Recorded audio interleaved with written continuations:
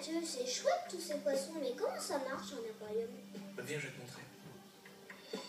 Tu vois, Elliot, il y a plus de 12 000 animaux marins qui vivent ici. Et comme tu peux t'en douter, tous ne viennent pas du même endroit. Certains arrivent de l'océan Atlantique ou de la mer Méditerranée, d'autres font de bien plus longs voyages. Pour que chacun se sente ici comme chez lui, il a été nécessaire de recréer dans les 72 aquariums qui nous entourent des écosystèmes différents. Qu'est-ce que ça veut dire?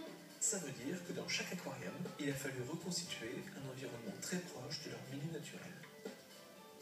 Par exemple, Célou et ses morues vivent dans les eaux fraîches de l'océan Atlantique. Ensemble, ils peuvent cohabiter sans problème. Oh, il peut même se cacher. Oui, ils ont besoin d'être un peu tranquilles de temps en temps. C'est quand même génial tous ces décors, Mathieu, on dirait des vrais rochers. Ça te plairait de savoir comment Coric? Bah oui. Viens voir. Alors, comment tu t'y prendrais, toi, si tu devais imaginer un décor d'aquarium? Ben, je regarderai des photos, j'essayerai de le dessiner. C'est exactement ce qu'on fait. Regarde, à partir de photos, justement, nous commençons toujours par réaliser quelques croquis. Cette étape nous permet de visualiser le futur décor et de définir comment l'eau circulera à l'intérieur. Une fois que tout est décidé, la structure principale est mise en place. Ensuite, nous projetons plusieurs couches de béton pour créer petit à petit tous les détails du futur décor.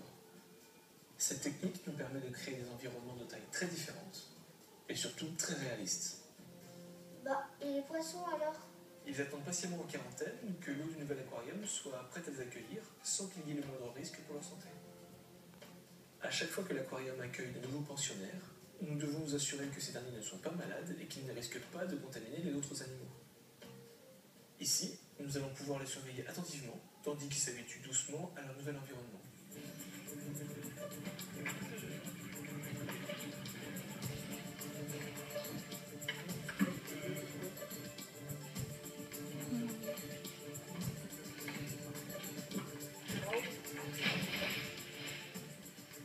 Mais alors, les étoiles de mer qu'on a pêchées hier, elles sont là aussi?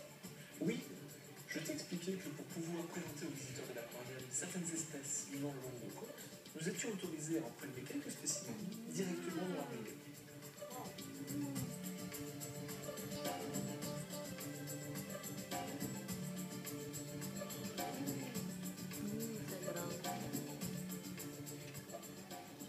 Jean-Michel et Vincent font partie de l'équipe des plongeurs professionnels de l'aquarium.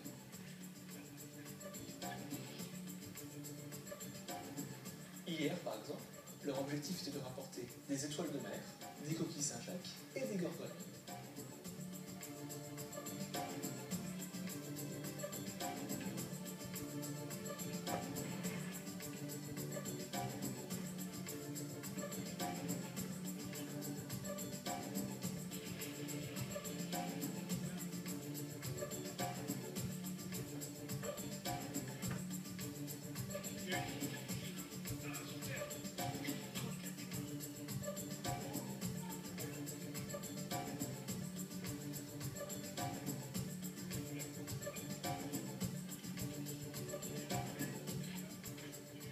Tu sais, Elliot, ces prélèvements répondent à des besoins précis de l'aquarium.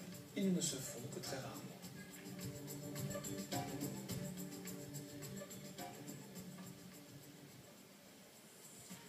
Dis Mathieu, à quoi il sert ce tuyau? C'est de l'air. Les animaux marins ont besoin de respirer. La différence avec nous, c'est qu'ils utilisent directement l'oxygène présent dans l'eau. Ah, en fait, on envoie de l'air pour remplacer celui qui le respire. C'est exactement ça. Et c'est pareil pour tous les aquariums? En fait, dans la majorité des aquariums, l'oxygénation de l'eau est assurée par le système de filtration. En se décomposant, les déchets des animaux vont se transformer en ammoniac, dangereux pour leur santé. Pour l'éliminer, il va donc falloir filtrer l'eau en permanence.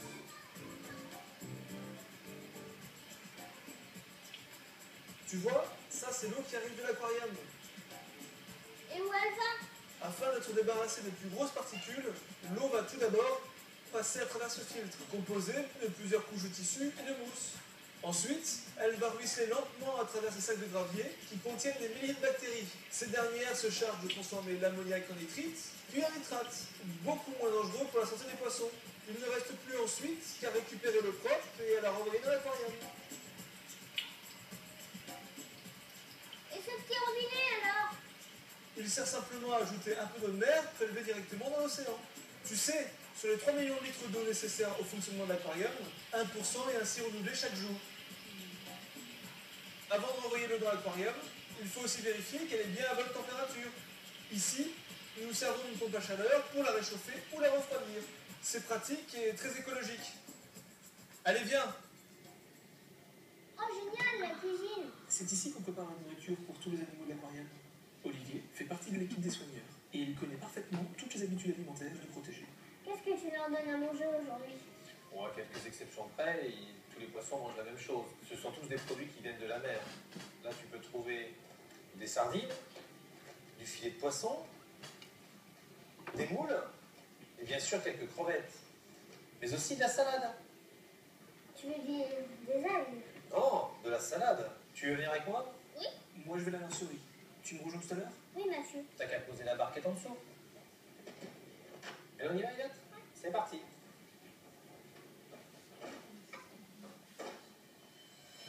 Là, tu vois, on va porter la salade au poisson chirurgien.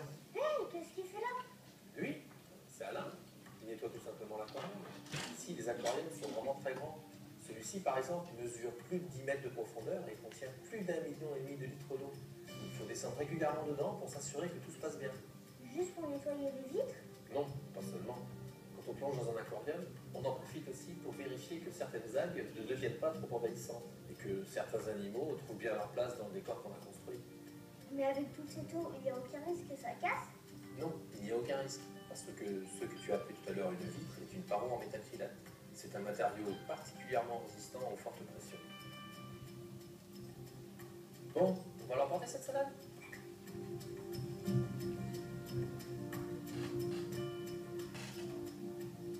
Tu vois les petits poissons un peu jaunes, ils sont herbivores. Ils se nourrissent des algues qu'ils trouvent généralement dans l'acide corallien.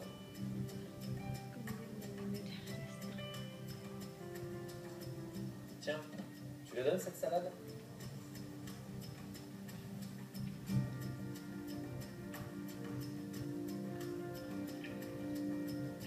Oh, ils aiment vraiment ça. Bouge pas, je reviens. Tiens, tu vas m'aider encore un peu? Bah oui.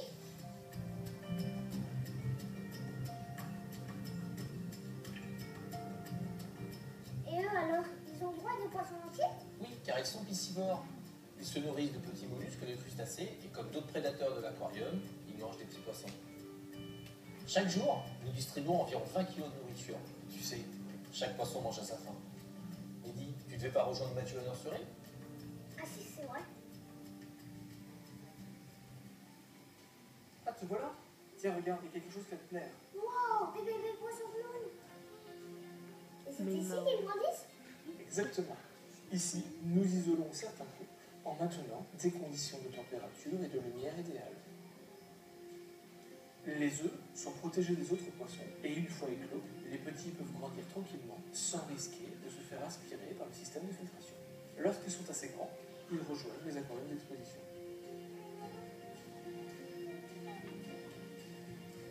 Et il n'y a que des poissons dans la nurserie? Non, bien sûr, d'autres espèces se reproduisent depuis longtemps à l'aquarium. Les hippocampes, les sèches. Nous obtenons même de très bons résultats avec les coraux, tu sais. Regarde, ce que tu vois là, ce sont des boutures de coraux. Il s'agit de petits morceaux que nous avons prélevés sur les colonies adultes et que nous laissons se développer ici avant de les remettre dans les aquariums. Pour que cela réussisse, il faut beaucoup de lumière et surtout l'eau doit être d'une qualité irréprochable.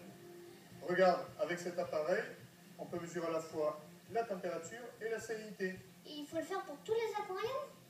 En fait, après avoir prélevé une petite quantité d'eau dans chacun des aquariums, nos biologistes analysent les échantillons en laboratoire. On va pouvoir ainsi vérifier que certaines toxines liées principalement aux restes de nourriture, aux excréments ou à la décomposition d'algues, par exemple, ne sont pas présentes en grande quantité. Oula, ça a l'air bien compliqué. Pas tant que ça, tu sais. C'est juste le côté un petit peu plus scientifique de notre travail. Tu sais, Elliot, il ne faut pas s'imaginer qu'un grand aquarium comme celui-ci est uniquement destiné aux rêves. Mais qu'est-ce que tu veux dire? Je veux dire par là qu'au-delà de l'émerveillement qu'il procure, nous avons toujours considéré que l'aquarium devait être un lieu d'observation, de culture et d'échanges scientifiques. Les chercheurs, par exemple, vont trouver ici des conditions de travail qui sont difficiles à reproduire dans leur laboratoire. Ils vont pouvoir bénéficier à la fois de nos installations et de nos équipements, tout en observant le comportement des animaux dans un environnement très proche de leur milieu naturel. Et puis, il y a aussi les animations destinées aux enfants, comme celle que tu as faite quand tu es venu avec ta classe.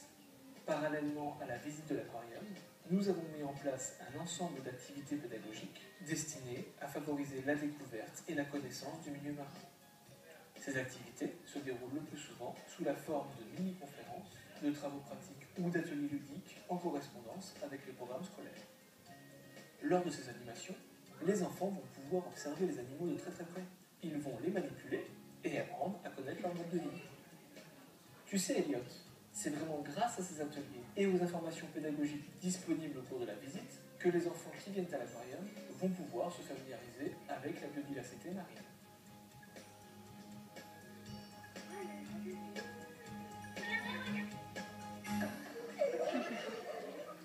Nous proposons aussi tout un programme de sensibilisation aux richesses et à la fragilité du milieu marin.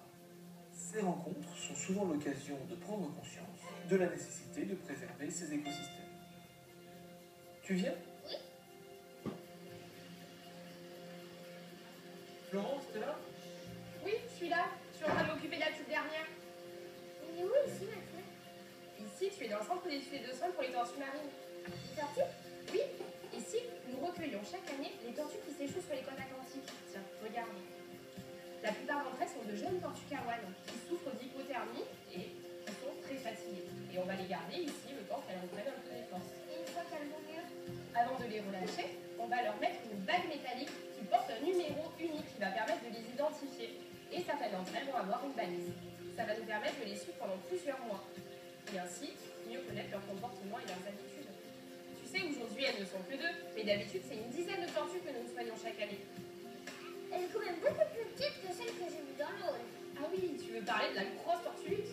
Effectivement, elle peut mesurer jusqu'à 2 mètres de long. Et on en trouve aussi sur nos côtes. Malheureusement, lorsqu'elles s'échouent, elles sont déjà mortes. Et on peut retrouver dans une tortue sur deux des sacs plastiques qu'elles confondent avec du milieu. J'espère que ça va pas t'arriver, toi. Je l'espère aussi. En attendant, on va en prendre bien soin. Tu viens, Elliot, je te raccompagne. Au revoir, Florence, et merci. Au revoir, Elliot. Une dernière chose. En fait, il y a 40 ans, René Couteau était vraiment un pionnier lorsqu'il a fondé son premier aquarium. Il a transmis sa passion à toute la famille. Regarde cette serre tropicale. Les visiteurs la découvrent lorsqu'ils quittent les profondeurs des océans. Eh bien, c'est aussi une de ses idées. Un moyen de revenir doucement sur Terre et de retrouver un univers plus familier. Sans doute aussi pour rappeler à chacun que l'équilibre très fragile de notre planète dépend beaucoup de la façon dont ces deux mondes vont pouvoir continuer à cohabiter. Et c'est pour ça qu'il faut les préserver. Oui, tu sais, Elliot, les équipes qui travaillent à l'aquarium sont concernées au quotidien par ces préoccupations écologiques. Sur le toit, par exemple, des panneaux photovoltaïques produisent assez d'énergie pour alimenter en électricité 5 foyers de 4 personnes pendant 1 an. Ici, afin de lutter contre les parasites nuisibles à la bonne santé des plantes, nous avons toujours privilégié une lutte biologique et naturelle. Alors, Elliot, tu as compris? Oui, Mathieu, merci. Tu connais la devise de l'aquarium, rêver et comprendre la mer. Tu sais, Elliot, ce que nous souhaitons, c'est que chaque visiteur reparte d'ici émerveillé et que petit à petit, il lui vienne l'envie de protéger la beauté et les richesses des océans.